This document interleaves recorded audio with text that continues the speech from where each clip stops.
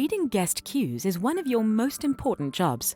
Some guests want quick interactions, others will be more relaxed. A helpful way to think of reading guests is using traffic lights. Red means stop, yellow means caution, and green means go. Red signifies guests who appreciate quick interactions and problem solving. You want to be as efficient as possible. Yellow is for guests who need guidance and advice. Green is for guests who are open to longer interactions and a more engaged approach. When we talk about graciousness, thoughtfulness, and personalized service, we're really talking about reading your guests and tailoring your service to suit them. When you interact with a guest, identify whether they fall into the red, yellow, or green category. Then, tailor the length and approach of your interaction accordingly. In this lesson, you'll learn about 5 standards that illustrate graciousness, thoughtfulness, and sense of personalized service. Why effective communication among staff is required, and when it is appropriate to use a guest's name. Let's begin with 5 standards that illustrate graciousness, thoughtfulness, and sense of personalized service. If you are able to put yourself in your guest's shoes, you will be able to anticipate their needs. What does this mean? By putting your guests first, you have a chance to give them what they need before they even have a chance to ask for it. Staff is thoughtful and intuitive, demonstrating anticipatory service when appropriate and helpful.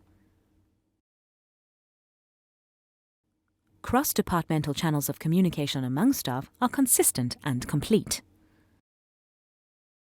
Can you recommend any fun activities for kids outside the hotel? Mrs. Morgan, the concierge has recommended a nearby theme park. A brochure with more information will be delivered to your room. Staff does not decline any request without offering appropriate alternatives. Do you perhaps have mango ice cream? Mrs. Morgan, we don't have mango ice cream today, but we do have strawberry or peach ice cream.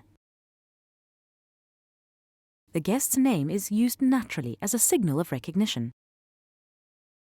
Welcome, Mr. and Mrs. Jones. Staff exhibits a genuine sense of interest and concern for the guest. But gathering information is only one part of the puzzle. It's what you do with it that counts.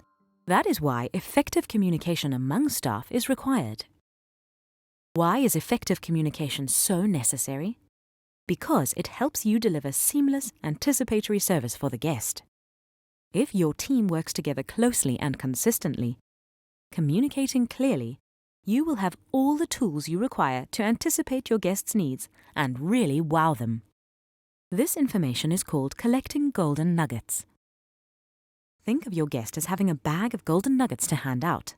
Collecting and sharing these nuggets with your colleagues is essential and gives you the opportunity to turn the nuggets into boulders, experience that really exceed your guests' expectations.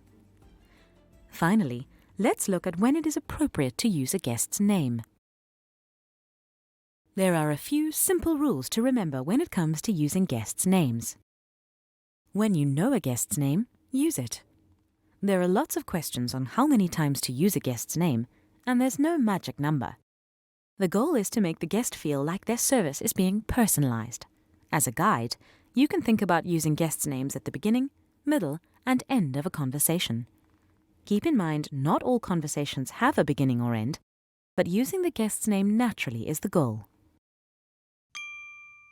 If you are unsure how to pronounce a guest's name, give it a try or ask the guest how it's pronounced. They will appreciate the effort. Would you mind pronouncing your last name for me? Kaut. People always get it wrong. Thank you, Mr. Kaut. Does your department have a plan for handling difficult guest names? Make sure to review it, or create one if you need to. Does it make your job easier and the guest experience more enjoyable?